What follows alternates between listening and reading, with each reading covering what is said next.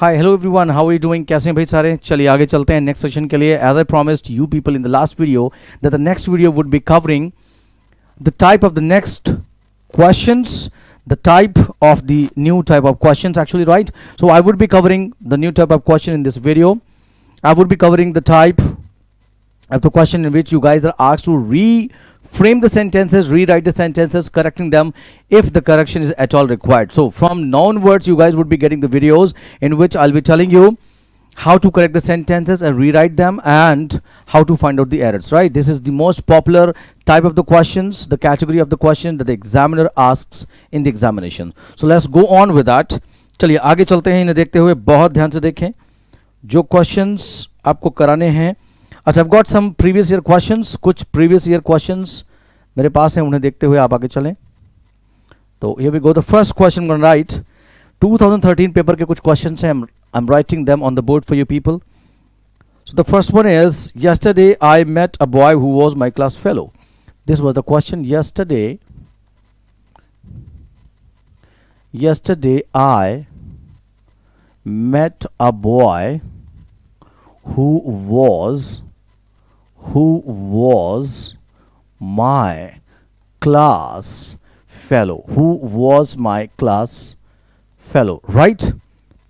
The first one, let me थोड़ी सी light को थोड़ा सा कम करता हूँ. Right now the things are clear now.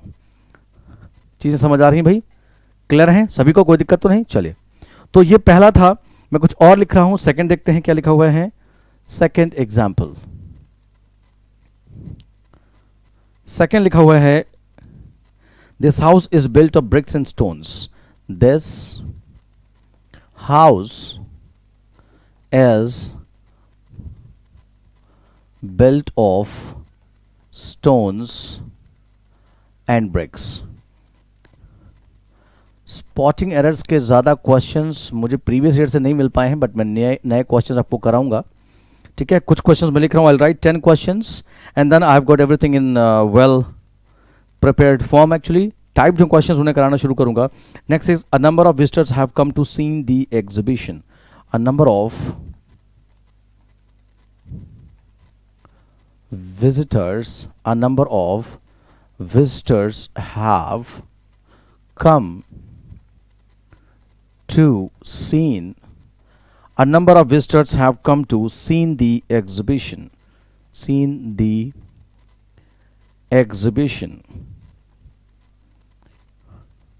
The guys who are preparing for this examination, for competitive examinations, उन्होंने previous year questions को जब किया होगा तो ये क्वेश्चंस उन्हें जरूर मिले होंगे. The two girls told one another all their secrets. The two girls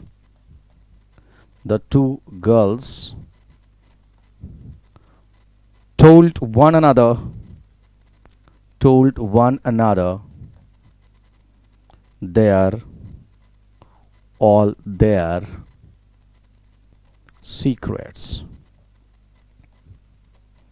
all their secrets, right? Next देखते हैं question number 5. It says, let's live like good brethren being sons of the same parent. Let us live like good Brethren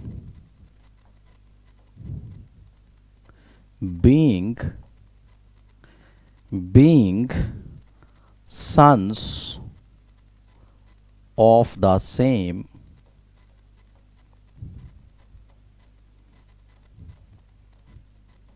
parents, right? चलिए, 6th question हुआ. Let's see the next one. 6th, 5th हो गया. 6th देखते हैं. लिखा हुआ है, I have bought a new pair of shoes. I have bought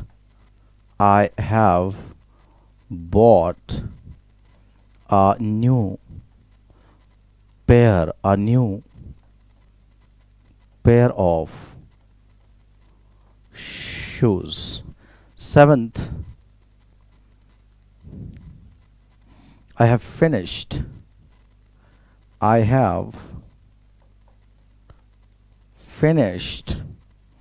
my letter. I finished my letter last evening. last evening, right?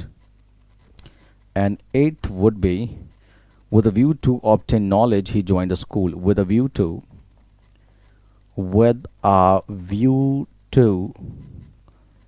obtain knowledge, he joined a school. He joined a school. Question number 9th, right? Let's see the 8th, now 9th. I have disposed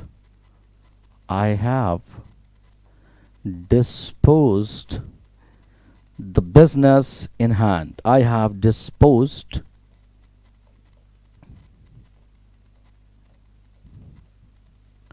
the business in hand. 10th,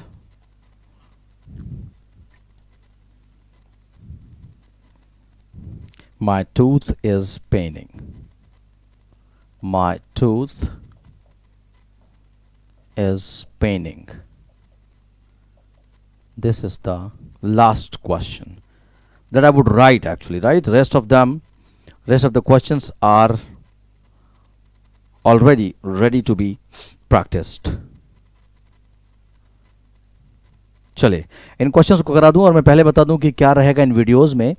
Jin videos में आपको इस category के questions कराऊंगा, let me tell you one thing, in this videos you would be getting the questions. See, I will be taking the questions from topics, each topic that are important for improving your grammatical knowledge, right? Your understanding with the concepts and rules. And आपके पास कुछ questions होंगे जो topic wise में लूंगा, and apart from that I will include the mixed questions, the mixed questionnaires, जिसमें कि ये नहीं होगा कि किस टॉपिक के क्वेश्चंस हैं. The questions will be mixed and we would be practising, right? So once you get to know that the questions are from this topic, the questions are from a particular topic, so you are all set to go. You just look at the word, you just look at that thing. As if suppose I say the questions are from noun, from pronoun, adjective, verb, adverb. So you just look at the particular thing. You look at noun, you look at pronoun, you look at verb, and you look at adjectives, and you start correcting them. But that's not going to happen in these videos. You're going to get the videos including the questions asked in the previous year questions. First we'll practice the mixed questions the way we are doing right now. जो questions about practice कर रहे हैं वो mixed questions हैं, they are not from a particular topic. These questions have been asked in the examinations. So first I'll include the questions from the previous year examinations, and there would be mixed questions, and afterwards we'll go topic wise, though I would not tell you the name of the topic, right? So that would be more interesting. चलिए देखते हैं, इन्हें करना शुरू करते हैं. कुछ homework में दूंगा जैसा कि आपको देता रहता हूं, मैं बताता रहता हूं. और जी हाँ, ये देखें आपके लिए ऑलरेडी रेडी है. This is the find out the error in each of the following sentences. Sentences होगा यहाँ पर. Each of the following sentences, if any there is no error, if there is no error your answer is E. तो हम इसे भी करेंगे, right guys? चलिए बहुत ध्यान से देखें, समझे और आगे चलते हैं. इन क्वेश्चंस को करना शुरू करते हैं. बहुत सिंपल है. अब मैं इन्हें रीराइट करने की बात करूं या मैं ये कह दूं, मैं आपसे ये पूछूं कि किस पार्ट में एरर है, अगर मैं पार्ट में डिवाइड कर दूं, दोनों ही पैटर्न को समझना. अभी ऐसे लिखा हुआ है, मैं आपको बता दूं ये रॉन्ग है. आप या तो यस्टरडे के बाद कॉमा लिखेंगे, you will write it like this, yesterday comma I met a boy who was my class fellow. मैं थोड़ा सा इन क्वेश्चंस को छोटा कर दूंगा ताकि मैं साइड में जो है ना आपको एक्सप्लेन कर सकूं आंसर्स को. ठीक है, आप लिख लेंगे, कोई दिक्कत नहीं. और थोड़ा सा छोटा मैं करता चलूंगा इन्हें ऐसे. क्वेश्चंस भी आपको दिखते रहेंगे, राइट? और साइड में जो है मैं इन्हें एक्सप्लेन भी करता रहूंगा.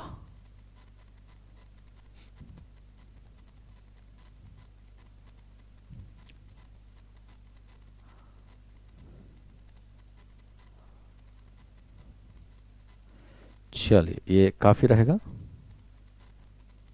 चलिए क्लियर होगा, राइट? क्वेश्चंस भी आपको दिख रहे होंगे, आई होप सो.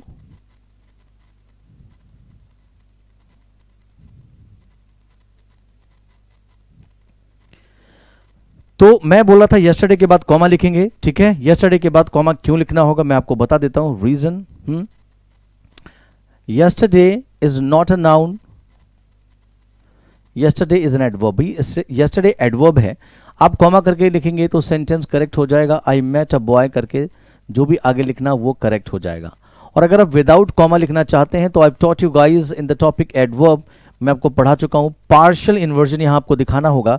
अगर आप ऐसे लिखेंगे तो आपको लिखना होगा yesterday did I meet, yesterday did I meet a boy, yesterday did I meet a boy who was, आगे सही होगा। बच्चे याद रखेंगे मैं क्या कहना चाह रहा हूँ और एग्जांपल्स देके क्लियर करूंगा।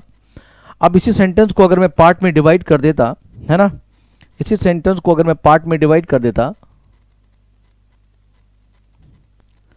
और मैं कहता कि भाई ये ए पार्ट है, सॉरी, मैं कहता ये ए पार्ट है, ये बी पार्ट है, सी और डी पार्ट है। बात वही है, तरीका वही है जो मैं कह रहा हूं, तब भी आप वही करते, पार्ट ए रॉन्ग हो जाता। इसे रीराइट करने का तरीका क्या, या तो आप कॉमा करके लिख देंगे या आप क्या लिखेंगे, yesterday did I meet a boy who was my class fellow. So better you write this, क्योंकि है क्या कॉमा, यानी पंक्चुएशन मार्क्स को कई बार हम इग्नोर करते हुए चलते हैं, ठीक है, मतलब होना चाहिए। आप दोनों ही ऑप्शंस में लिख सकते हैं, ये वाला भी और ये वाला भी। अगर एक से ज्यादा सॉल्यूशन पॉसिबल होते हैं तो जी हाँ दोनों ही लिखे जाएंगे। तो पहले क्वेश्चन का इसका और एग्जांपल देकर आपको समझाता हूं। जैसे मैंने कहा hardly he can walk, hardly he can walk without his shoes, ठीक है। सपोज ये क्वेश्चन रहा, जस्ट अ सेकेंड गाइस, मैं और थोड़ा सा लाइट को कम करूंगा। चलिए अब आपको बोर्ड पर क्लियर दिख रहा होगा, राइट।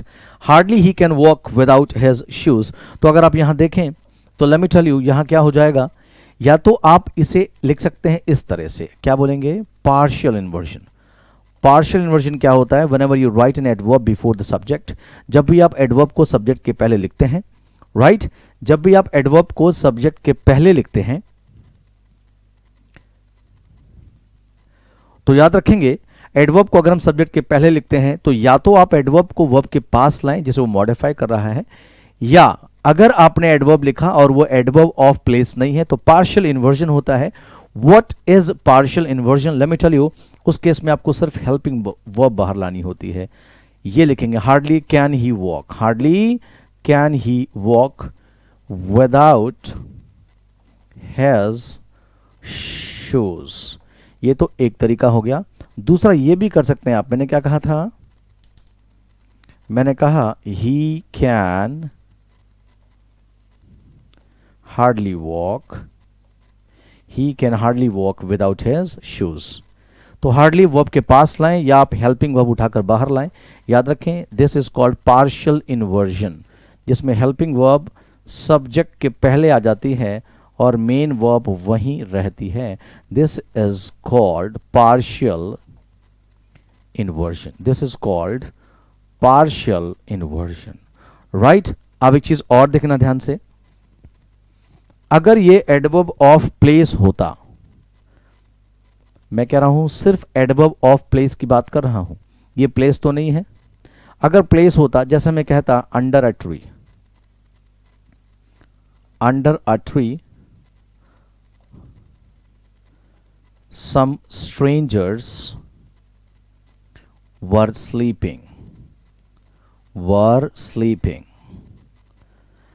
तो there are two ways of correcting the sentence, of rewriting the sentence. या तो आप क्या करेंगे, under a tree जो कि एक adverbial phrase है, इसे उठाकर यहां लिख दें, क्या, some strangers were sleeping under a tree, क्या लिख दें आप, some strangers were sleeping under a tree. That would be a correct expression, that would be a correct structure. Adverb subject के पहले नहीं आएगा तो इन्वर्जन नहीं लगेगा। अब भाई इन्वर्जन वगैरह मैंने एडवर्ब में पढ़ा रखा है। इन्वर्जन क्या होता है, इन्वर्स वर्ड से बना है, इन्वर्स का मतलब होता है उल्टा, ऑपोजिट। तो जब स्ट्रक्चर को उल्टा कर दिया जाए, आज तक तो हमने यही पढ़ा है सब्जेक्ट प्लस वर्ब, लेकिन जब वर्ब पहले आ जाए सब्जेक्ट बाद में, दैट इज कॉल्ड इन्वर्जन। ये होता कब है, जब सब्जेक्ट से पहले कोई एडवर्ब आ जाता है, राइट। एडवर्ब लिखा, या तो आप इसे पीछे लाओ, some strangers were sleeping under a tree, या तो ये होगा, और या तो आप क्या करेंगे, याद रखें ये अंडर अ ट्री क्या है, दैट्स अ प्लेस, राइट। अगर प्लेस वाला एडवर्ब सब्जेक्ट के पहले होगा बच्चे, तो याद रखना हमें वहां कंप्लीट इन्वर्जन लगाना पड़ता है। कंप्लीट इन्वर्जन आप वहां दिखाएंगे, ध्यान रखें। अब कंप्लीट इन्वर्जन कैसे होगा मैं आपको समझा देता हूं। उस केस में हेल्पिंग वर्ब और मेन वर्ब दोनों ही बाहर आ जाएंगे और सही सॉल्यूशन इसका ये बनेगा क्या, under a tree were sleeping under a tree, were sleeping some strangers. So whenever you guys write helping verb and main verb before subject due to adverb of place being in the beginning, अगर adverb of place starting में आएगा तो आपको complete inversion लिखना होता है। Complete inversion का structure आएगा। कंप्लीट इन्वर्जन का मतलब क्या होता है, हेल्पिंग वर्ब मेन वर्ब दोनों सब्जेक्ट से बाहर हो जाते हैं। और हार्डली कैन ही वॉक वो पार्शियल इन्वर्जन था, क्योंकि उसमें हमारे पास क्या नहीं था, उसमें हमारे पास एडवर्ब ऑफ प्लेस नहीं था। ठीक है जी, कोई दिक्कत तो नहीं। जैसे एक एग्जाम्पल मैं आपके लिए होमवर्क दे रहा हूं, आप मुझे आंसर भेजकर बाद में बताएंगे। मैंने कहा never he helped the guilty. उसने कभी भी गिल्टी मतलब अपराधियों की मदद नहीं की। इस सेंटेंस को सही कर मुझे बताएंगे, देखेंगे कि पार्शियल इन्वर्जन होना है यहाँ या कंप्लीट इन्वर्जन होना है। ये बात फर्स्ट क्वेश्चन की हुई थी। इन क्वेश्चन को डिस्कस करने के बाद मैं लाइट और बढ़ा दूंगा शायद, अगर आपको कम लग रही हो तो। ठीक है, ध्यान से देखें। अगला लिखा है this house is built of stones and bricks. याद रखें, this house is built of, this house is built of, मैं आपको बता चुका हूं, स्टोन्स एंड ब्रिक्स। आपको बोला था मैंने, जिससे चीज़ें बनती हैं वो हमारे क्या होते हैं, याद रखें, मटेरियल नाउन्स होते हैं। यहां पर स्टोन्स और ब्रिक्स दोनों ही क्या है, मटेरियल नाउन्स हैं, इसलिए इन दोनों का कोई प्लुरल फॉर्म नहीं लिखा जाएगा, स्टोन और ब्रिक लिखा जाएगा। Right, stone and brick. मैंने बोला है कोई नाउन मटेरियल तब तक होता है जब तक उससे चीज़ें बनाई जाएं। बहुत सारे एग्जांपल्स हो जाते हैं। अगर मैंने कहा those coins were made of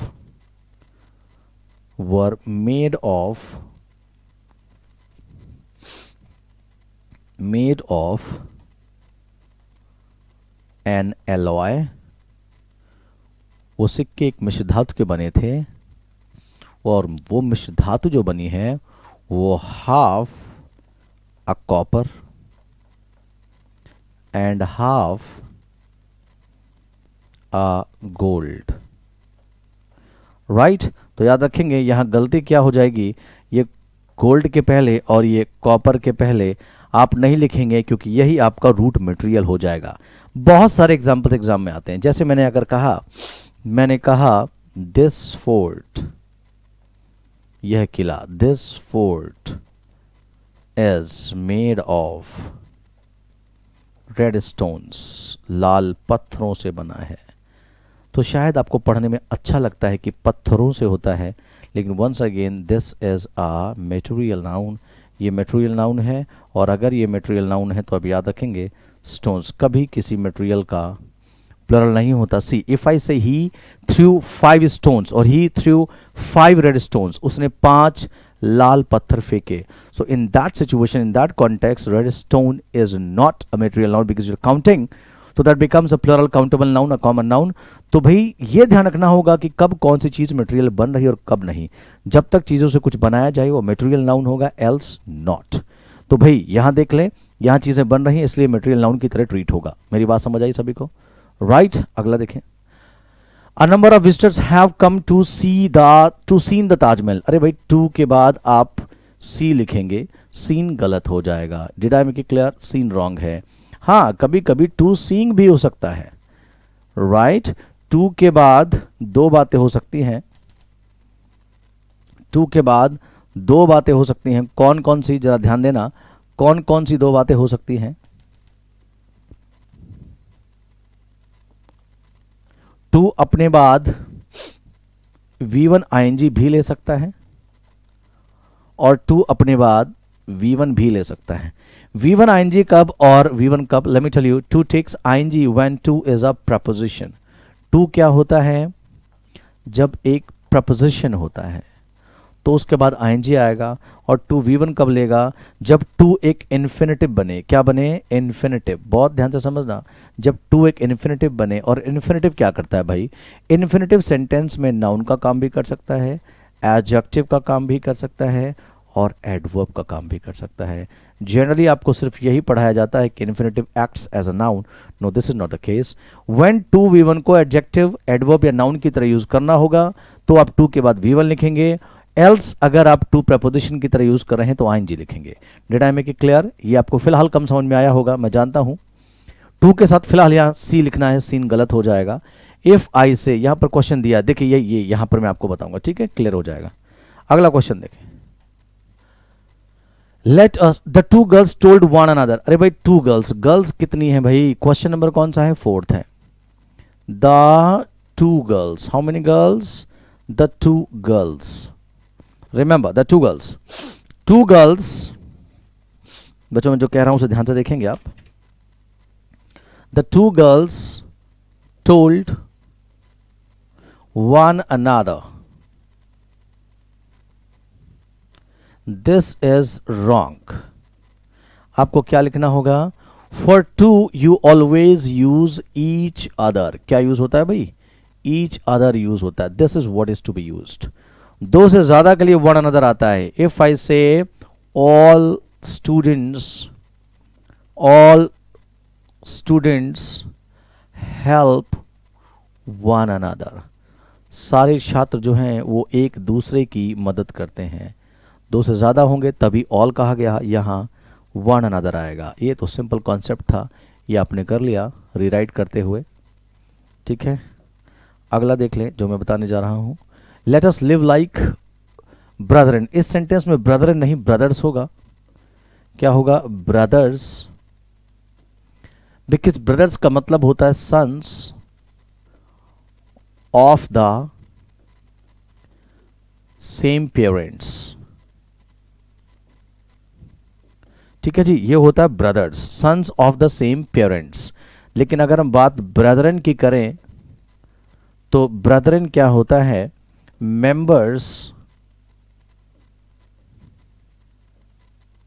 members of the same society, community और रेस मतलब कास्ट। तो यहां साफ साफ लिखा है clearly, being sons of the same parents. Same parents के सन हैं तो वो ब्रदरन नहीं होंगे, यहाँ वन अनदर नहीं होगा। बात को समझते रहना। यहाँ पर टू सीन नहीं होगा, यहाँ पर स्टोन्स एंड ब्रिक्स नहीं होगा, यहाँ पर, ये समझ गए ठीक है ना? तो आप समझ गए यहाँ पर क्या लिखेंगे? भाईचारा, यानी एक ही कम्युनिटी में अगर आप होते हैं तो एक अलग चीज है, फिलहाल यहाँ ये अलग कॉन्टेक्स्ट है। एक ही समाज में रहने वाले भाई भाई, कहते हैं हिंदू मुस्लिम सिख ईसाई आपस में भाई भाई, तो ब्रदरन होते हैं, वो ब्रदर्स नहीं होते। ब्रदर्स क्या होते हैं? एक ही पेरेंट्स के सन जो होते हैं। सिक्स की अगर मैं बात करूं तो क्या लिखा है? लिखा हुआ है I have bought a new pair of shoes. बहुत अच्छा क्वेश्चन है। आपने क्या लिखा है? I have bought a new pair of shoes. बड़ा सिंपल सा फंडा। इसमें नया क्या है? नया पेयर है या नए शूज हैं? पेयर कैसे नया हो जाएगा भाई? शूज नहीं होंगे। आपने जिसे क्वालिफाई करना है एडजेक्टिव उसके पास लिखो। I bought a pair of new shoes, ठीक है। Adjective is place right before और आफ्टर, और you can say adjacent to the noun that it qualifies. Adjective हमेशा उस नाउन के इर्द गिर्द आसपास लिखा जाता है जिसे क्वालिफाई करता है। तो पेयर न्यू नहीं था, न्यू क्या था? शूज थे। तो I hope the things are clear. यहाँ न्यू यहाँ पर नहीं होगा, न्यू यहाँ से हटाकर यहाँ लिखा जाएगा, यहाँ न्यू रॉन्ग है। I finished my letter last evening. मैं आपको टेंस में पढ़ा चुका हूं कि last plus time, ago, yesterday, back, या कोई ऐसा year that talks about past, इसके साथ हमेशा पास्ट इन डेफिनिट टेंस लिया जाता है। तो I have finished is wrong, you have to write here I finished my letter, right? Last evening. Right? ये करेक्ट होगा। देखेंगे एक और एग्जांपल अगर मैं दूं, मैंने कहा है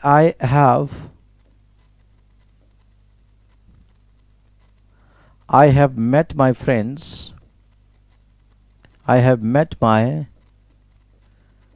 friends yesterday, a few days ago, in 2005, कुछ भी ऐसा अगर लिखा होगा 2 days back, तो याद रखेंगे करेक्शन क्या हो जाएगा, I have met नहीं होगा, I met होगा, met would become second form of the verb. So these words, these phrases or these words that talk about some past time, you have to club or pair them with past indefinite tense. चलिए जी और देखें, मैं एक और example आपको देता हूं जो अभी थोड़ी देर पहले मैंने आपको बताया। ठीक है, मैंने कहा when I was dosing of, exam में आया when I was dosing of, जब मैं ऊँग रहा था, मुझे नींद आ रही थी, my friend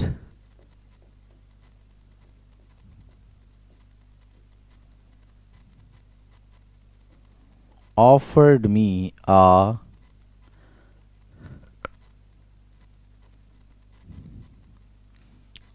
steaming cup of coffee. Sorry, cup of coffee. जरा समझना, When I was dozing off, my friend offered me a steaming cup of coffee. अब क्या कप स्टीमिंग कर रहा था, ये आपको समझना है। जी नहीं, ये जो स्टीमिंग है वो कप नहीं कर रहा था, कौन, कॉफी। वो स्टीमिंग यहाँ चाहिए, a cup of steaming coffee, यानी गर्म कॉफी जिससे भाप निकल रहा हो, अ स्टीमिंग कॉफी, राइट। ऐसे बहुत सारे क्वेश्चंस आ जाते हैं, आपको ध्यान रखना होगा कि एडजेक्टिव जिसे क्वालिफाई करे, जिस नाउन प्रोनाउन को क्वालिफाई करे, वहीं लिखा जाना चाहिए, वहीं लिखा जाना चाहिए, राइट। चलिए ये बात आपको समझ आई, कॉन्सेप्ट्स समझ में आ रहे हैं। अगला देखेंगे, बहुत अच्छा क्वेश्चन है, क्वेश्चन नंबर 8 की बात मैं कर रहा हूं। It says with a view to, with a view to, with a view to obtain, है ना, with a view to obtain knowledge, आगे जो लिखा है वो लिखा रहेगा। मैं आपको बता दूं यहां पर ऑब्टेन नहीं होगा, यहां लिखा जाएगा obtaining, with a view to obtaining knowledge. Remember ऐसा क्यों हुआ मैं बता दूं, to is actually a preposition in the sentence, to is a preposition in a sentence, और जितने भी प्रपोजिशन होते हैं वो अपने बाद जेरेंट यानी आईएनजी फॉर्म लेते हैं। हालांकि टफ होगा, कुछ टीचर्स आपको या कुछ बुक्स कह देती हैं कैसे पहचानेंगे कि टू प्रपोजिशन है और उसके बाद आईएनजी लिखना है, तो दे टेल यू कि जिन फ्रेजेस में टू पहले से ही फिक्स्ड होता है उनमें टू प्रपोजिशन होता है। For example with a view to, in addition to, looking forward to, इन सभी में टू पहले से ही आता है। अकस्टम्ड टू, यूज्ड टू, तो इनके साथ हम आईएनजी लिख दिया करें। अब यूज्ड टू के साथ कब आता है, यूज्ड टू के साथ तो V1 भी आता है, he used to wake up early और he is used to waking up early. सुनो क्या कहते हैं, जिनमें टू पहले से ही फिक्स होता है, फिक्स्ड होता है, वहां पर टू एक प्रपोजिशन होता है और उनके बाद आईएनजी फॉर्म लिखा जाता है। ऐसा आपको बताया जाता है, ऐसा आपको पढ़ाया जाता है, लेकिन ऐसा हर बार नहीं होता। हाँ, क्या सही ट्रिक है, क्या सही तरीका है ये पहचानने का कि to is a preposition, will take a gerund after it, or to with V1 is going to become a noun or an adverb or an adjective. Preposition topic में बहुत डिटेल में मैंने पढ़ाया है, आप देखेंगे समझेंगे। हाँ, जैसे मैंने एक एग्जांपल देता हूं, अगर आप यही सोचकर चलते हैं कि जी सर यही होता है, टू पहले से फिक्स है तो आईएनजी लेगा। मैंने एग्जांपल दिया, he came here in order to meet you. जरा समझना, एक ये और दूसरा मैंने लिखा he gave her some money,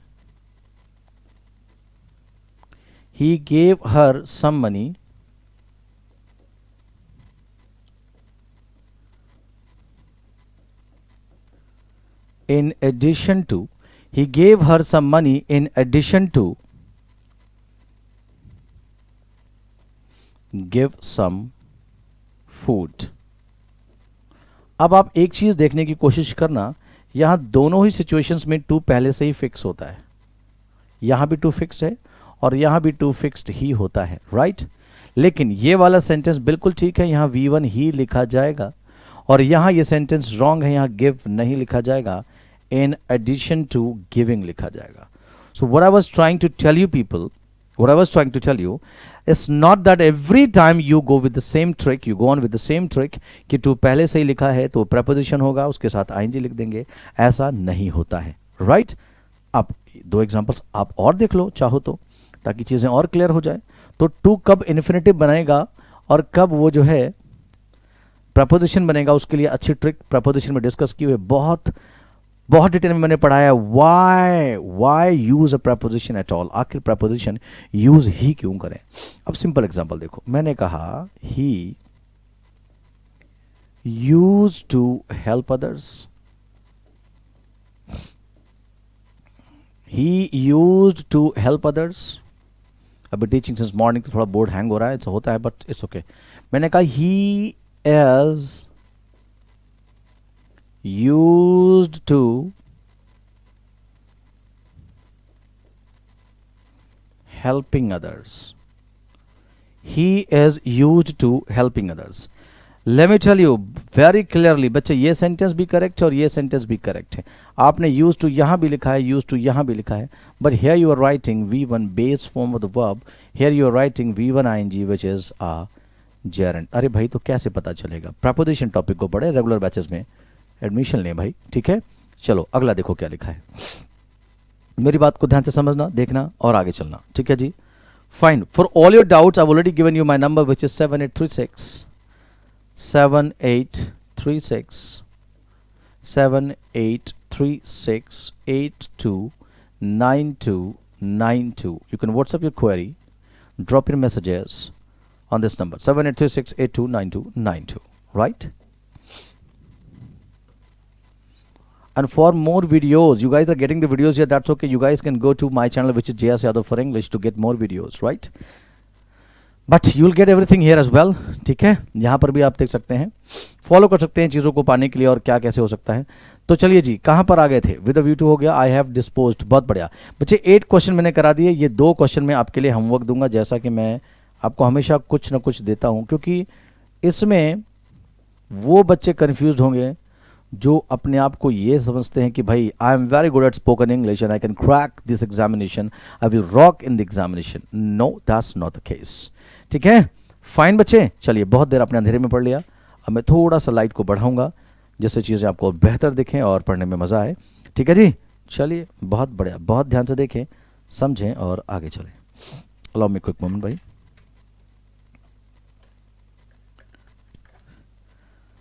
चलिए, तो ये बात हो गई, ये 2 क्वेश्चंस आपके लिए होमवर्क है बच्चे, इन्हें आप मुझे करके दिखाएंगे, ठीक है।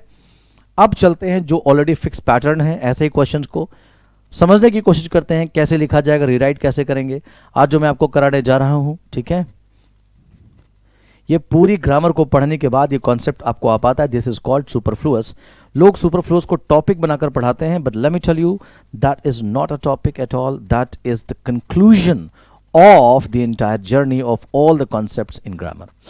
सारी ग्रामर में जो आप पढ़ते हैं उसके बाद जो चीज़ें कंक्लूड की जाती हैं वो सुपरफ्लुअस बनता है। कहाँ पर क्या यूज़ करें, क्या यूज़ ना करें, ये बातें आपको किसी रूल में नहीं बताई जाती, ये बातें आपको रूल में नहीं बताई जाती, बल्कि पूरी जर्नी को समझने के बाद ही चीज़ें यहाँ क्लियर हो पाती हैं।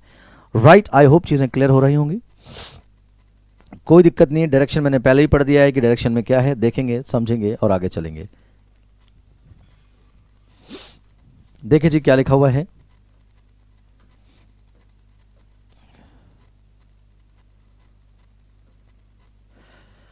All the members of the board are kindly requested to appear in the next meeting. See, hardly matters. आप एरर देख लें, समझ लें या सेंटेंस को रीराइट कर दें, बात वही है बच्चे, ठीक है, बात वही है। तो कोशिश करें समझने की। All the members of the board are kindly, जब आपने काइंडली बोल ही दिया तो रिक्वेस्टेड की क्या जरूरत है। अब हटाएंगे क्या, मैंने आपको बता रखा बच्चे, एडवर्ब ऐसा वर्ड है जिसे लिखो या ना लिखो सेंटेंस रॉन्ग नहीं होता, लिखो या ना लिखो सेंटेंस रॉन्ग नहीं होता, हाँ मीनिंग चेंज हो सकता है। फिलहाल तो यहां पर काइंडली को रिमूव किया जाएगा, रिक्वेस्टेड नहीं हटाया जाएगा। All the members of the board are requested to appear in the next meeting. तो रीराइट भी कर दिया आपने, काइंडली को ड्रॉप कर सेंटेंस को लिखा जाएगा। और whenever you rewrite a sentence in the examination, correcting a sentence, whenever you rewrite a sentence, you don't have to change the meaning, keep it in your mind. You do everything and anything and everything, but remember, you are to write the sentences, rewrite the sentences without changing their meanings. Now, Pakistan's support to the terrorists of India should be universally condemned by all. This is a good thing, right? बहुत ध्यान से देखिए, अब यहाँ क्या किया जाना चाहिए। हमें क्या लगता है इस सेंटेंस में, अगर एरर की बात करें तो आप कंफ्यूज हो सकते हैं।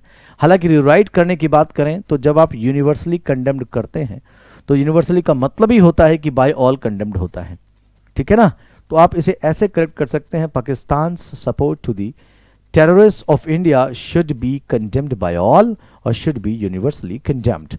So whenever you rewrite this sentence, because writing both the ways, either of the ways will not change the meaning, so you have to write both the ways, both the structures, both the new sentences in the examination. दोनों लिखकर दिखाएंगे भाई।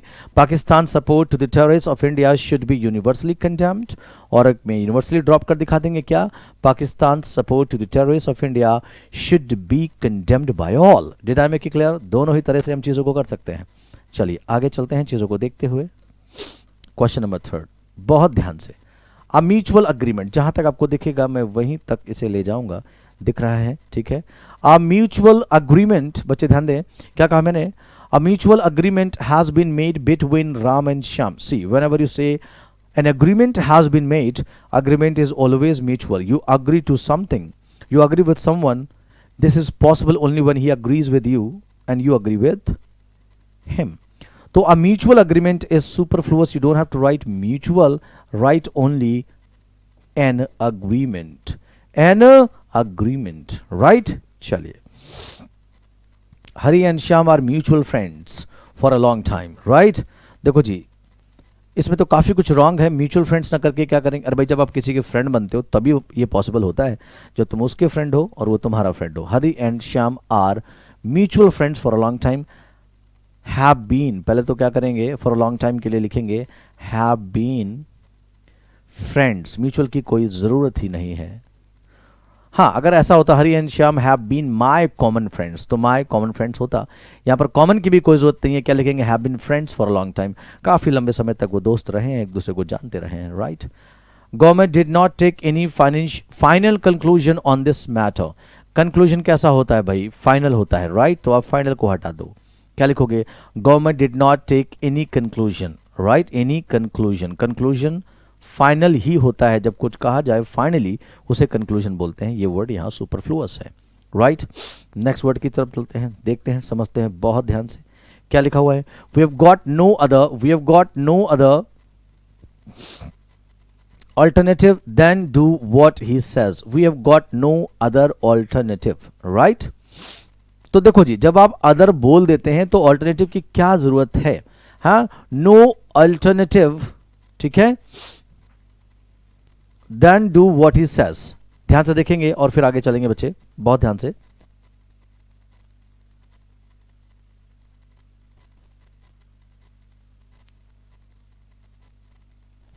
बड़ा simple है। We have got no other alternative then do what he says, right. Alternative और alternate, alternate is, आप यहां क्या करेंगे, नो ऑल्टरनेटिव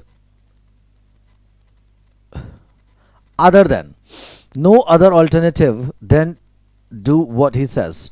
चलिए इस क्वेश्चन का आंसर भेजेंगे मुझे, ठीक है, ये आपका होमवर्क है, कैसे करेंगे। We have got no other alternative then do what he says, बताएंगे मुझे 6 क्वेश्चन का answer. They tried hard to reach a consensus opinion, बच्चे याद रखेंगे कॉन्सेंसस ऑलरेडी एक ऐसा ओपिनियन होता है जिस पर सारे अग्रीड होते हैं, तो यहाँ कॉन्सेंसस भी नाउन है टेक्निकली अगर आप देखें, और ओपिनियन भी क्या है, नाउन है, तो हम नाउन के पहले नाउन नहीं लिखते, कॉन्सेंसस लिखो, ओपिनियन हटा देंगे, ओपिनियन की यहाँ कोई ज़रूरत नहीं है।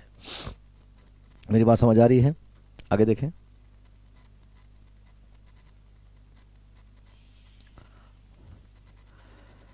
देखिए ध्यान से क्या लिखा है, they tried hard to reach, ये हो गया। Rohit denied that he was not present at the spot of, जो भी, जब आपने डिनाइड कर ही दिया है तो डबल नेगेटिव की कोई जरूरत नहीं होती है, यहां नॉट की जरूरत नहीं है। उसने डिनाई किया क्या, इस फैक्ट को, ये था इस बात को डिनाई किया, अब डिनाई भी किया और ये नहीं भी था, ऐसा नहीं, डबल नेगेटिव्स हम नहीं लिखते हैं, ठीक है। क्वेश्चन नंबर 8 हो गया। अब हम बात करते हैं क्वेश्चन नंबर 9। क्वेश्चन नंबर 9 की बात करते हैं, बहुत ध्यान से देखें, समझें और आगे चलें। ये रहा क्वेश्चन नंबर 9, ठीक है जी। क्वेश्चन नंबर 9 की हम बात करते हैं।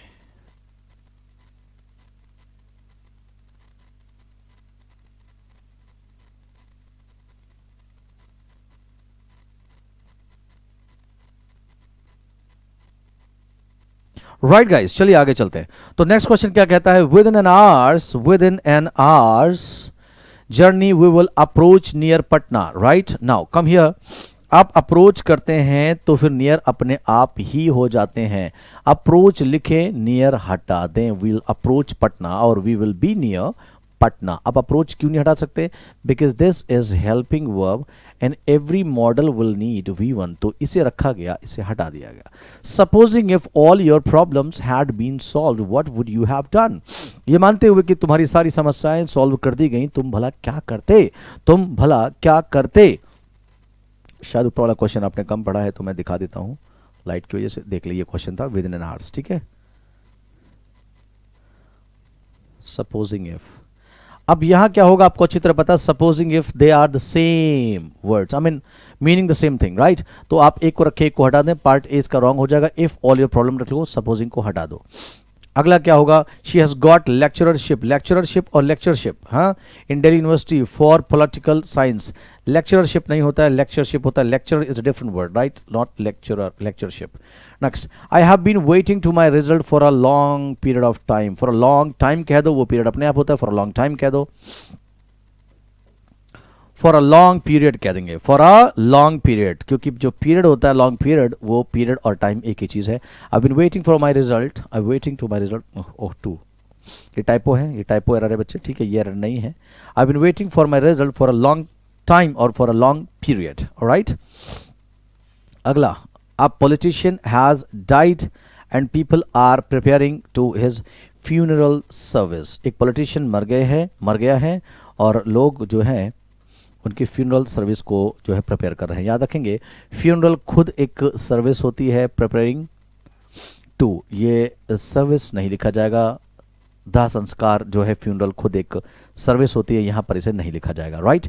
नेक्स्ट देखें, when will he return our books back, when will he return our books back, तो रिटर्न ही बैक करना होता है, रिटर्न लिखो, बैक को हटा दो, या ये भी कर सकते हैं when will he give our books back, ठीक है।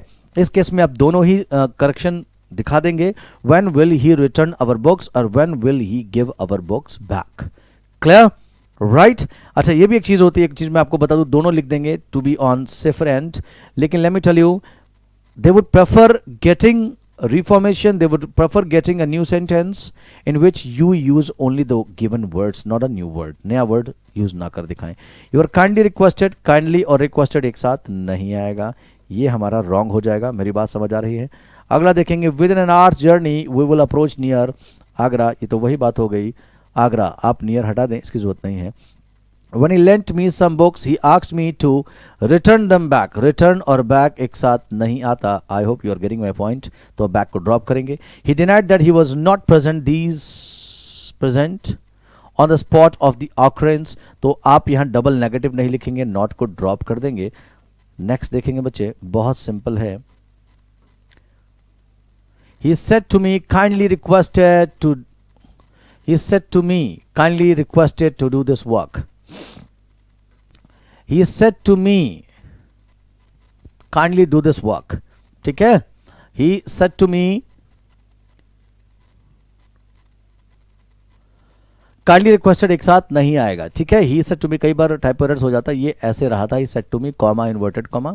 यहां पर kindly लिखेंगे, requested को हटा देंगे. Kindly do this work. Ram said to me, supposing if you were the prime minister. आपको पता है कि सपोजिंग इफ एक साथ नहीं आएगा. Army is trying to recede back its offensive measures. When you recede you go back. Right. Recede और back एक साथ नहीं आएगा, बैक को हटा दिया जाएगा. सपोजिंग इफ एक साथ नहीं आएगा, आपको पता है. During the period of second world war millions of people lost their lives. ये पीरियड लिखा हुआ है, पीरियड. ड्यूरिंग अगर आपने बोला तो ड्यूरिंग का मतलब ही होता है उस दौरान. यहां पीरियड की कोई जरूरत नहीं है. During the second world war कर देंगे. ठीक है. During the second world war. बड़ा अच्छा क्वेश्चन है ये. During the second world war. During the second world war. Right guys. Next चलते हैं, नेक्स्ट क्वेश्चन को देखते हैं, समझते हैं. बहुत जरूरी है, जितने ज्यादा क्वेश्चंस की प्रैक्टिस हो जाए उतना ही अच्छा है. The director said that it was his decision and that nobody could get it changed. The director said it was his decision and that nobody could get it changed. दो बार that conjunction को use करने की कोई जरूरत नहीं है. The CM said that it was his decision and that the same question like that it has to be removed. My father asked me if I had sufficient enough money. Sufficient money ना कि enough money. State government sufficient enough एक ही word होते हैं, एक ही meaning देते हैं, दोनों को एक साथ use नहीं किया जाएगा. State government has rebuilt again this dam for the welfare of this region. जब आप रीबिल्ड कर देते हैं तो अगेन लिखने की जरूरत नहीं होती है. The people of Afghanistan had to face several problems during the period of war. तो ड्यूरिंग द वॉर करेंगे, पीरियड की जरूरत नहीं. ड्यूरिंग का मतलब ही है उस दौरान. ठीक है जी. During the period of war नहीं होगा, ड्यूरिंग द वॉर हो जाएगा. नेक्स्ट क्या लिखा हुआ है, बहुत ध्यान से देखें. They had returned back from Australia. Return back एक साथ यूज नहीं होता. मोहन डांसेस इक्वली और as nicely as you do.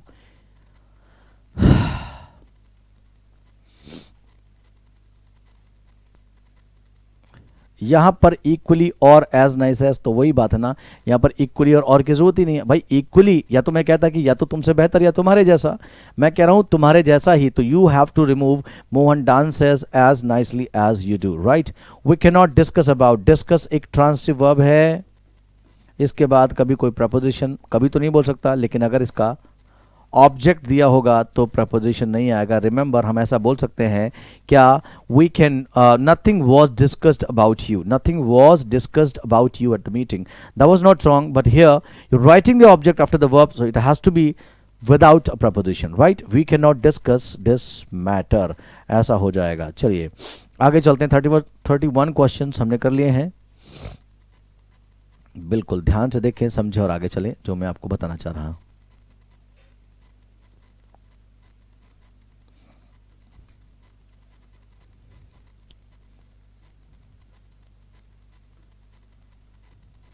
चलिए.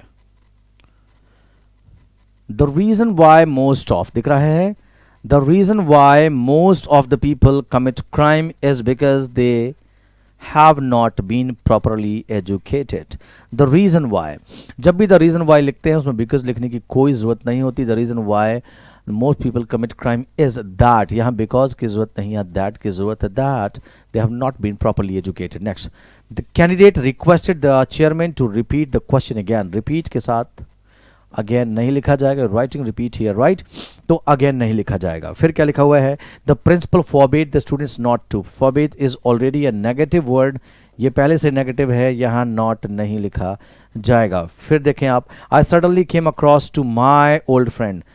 सडनली लिखने की जरूरत ही नहीं है जब आप केम अक्रॉस लिखते हैं, ठीक है। आप सडनली को ड्रॉप करेंगे, मैंने कहा था एडवर्ब को ड्रॉप किया जाता है as much as possible, as long as possible. तो आई सडनली केम अक्रॉस नहीं होगा, आई केम अक्रॉस। कम अक्रॉस का मतलब ही होता है किसी से अचानक मिलना। All my family members are protesting this step of mine. Family members नहीं बोलते, मेंबर्स ऑफ फैमिली बोलेंगे। All members of my family, ये आप क्योंकि फैमिली बनती ही मेंबर्स से, आप क्या बोलेंगे, या तो बोलो सिर्फ ऑल माई फैमिली, मेंबर्स को हटा दो, या all members of my family होगा। She could not get even passing marks. Passing marks जैसा कुछ इंग्लिश में नहीं होता, pass marks. Right. Kamal is a mutual friend of arts. Kamal is a mutual friend of arts. Mutual नहीं होता, common होगा। तुम्हारा भी फ्रेंड है, हमारा भी फ्रेंड, उसे कॉमन बोलते हैं, ठीक है जी, कॉमन कॉमन। अगला, the poor farmer could not reimburse back. Reimburse चुका देना, वापस कर देना, तो फिर बैक की क्या जरूरत है। बोलो जी, बात समझ आ रही है। अगला देखते हैं। I have learn that a lot of students have applied for freeship. Freeship, there is no word like this. Freeship, free studentship लिखो या स्कॉलरशिप। फ्री शिप वही है स्कॉलरशिप और free studentship, this is wrong. The patient is comparatively better. I've taught you this thing in adjective. Whenever you write comparatively or relatively, you don't have to use any other degree.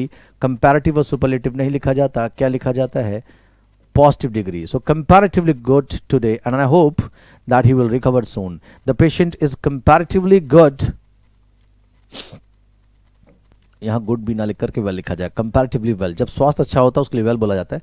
The patient is comparatively well today and I hope that he will recover soon, said the doctor. A cousin sister, cousin sister नहीं होता, cousin brother नहीं होता, a cousin of the chairman, only cousin, without sister और brother लिखा जाएगा। Next क्या लिखा है, बहुत ध्यान से देखें। I have delivered this entire property. I have divided this entire property into 4 quarters. Into 4 quarters. Right?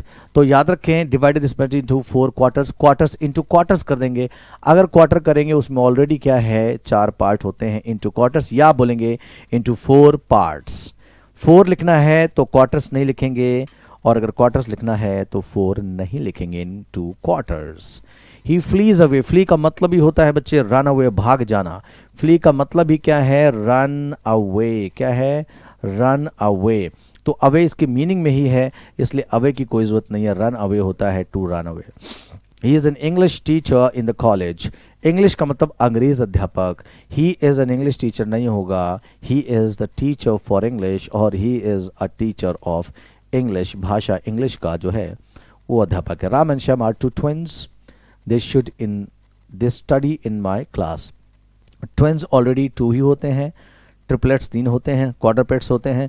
जब 2 की बात है, ट्विंस की बात है, तो 2 की यहाँ कोई ज़रूरत नहीं है। I hope you guys are getting my point, right. The students didn't give test today. मैंने आपको बोला था टेस्ट, एग्जामिनेशन, इंटरव्यू, इसमें मीनिंग्स ऑपोजिट होते हैं। यहाँ गिव की कोई ज़रूरत नहीं है, यहाँ टेक लिखा जाएगा। When you evaluate yourself, you have to write take.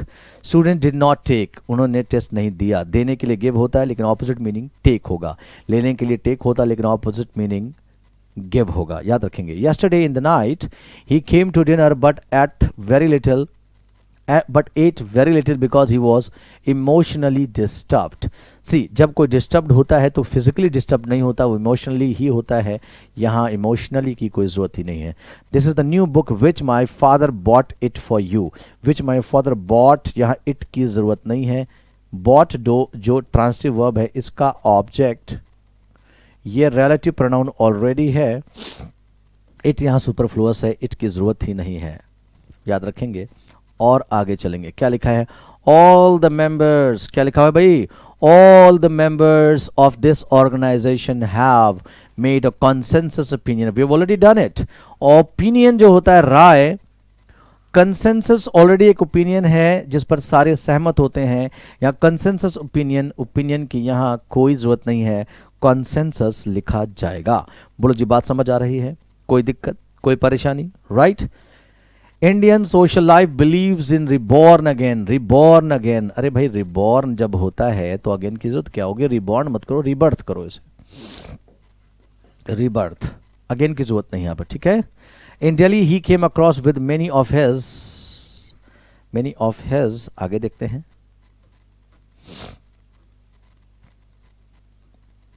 $53 number, right? Let's see the 53rd number. Many